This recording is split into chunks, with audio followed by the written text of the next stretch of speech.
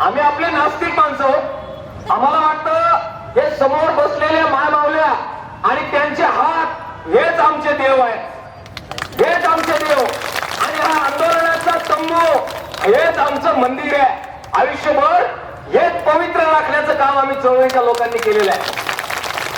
परंतु आपले पालकमंत्री हे देव मानणारे मंत्री आहेत आणि त्यांच्या निवडणुकीचा नारळ ते मी ऐकलंय, मला खरं काय खोटं माहित नाही, पण ते नारळ निजर्णेश्वरला फोडतात असं मी ऐकलेलं आहे.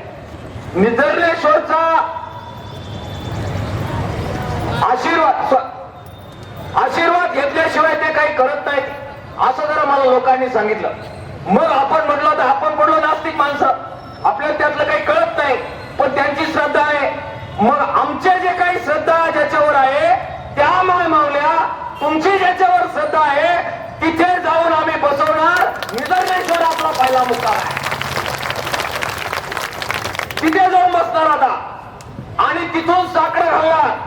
पालकमंत्र्यांना आमच्या रेल्वेचं काय झालं, आहार कर्मचाऱ्याचं काय झालं, आमच्या ग्रामपंचायत वाल्याचं काय झालं, बांधकाम वाल्याचं काय झालं, आशाचं काय झालं, शालेय पोषणचं काय झालं, आदिवासीचं काय झालं.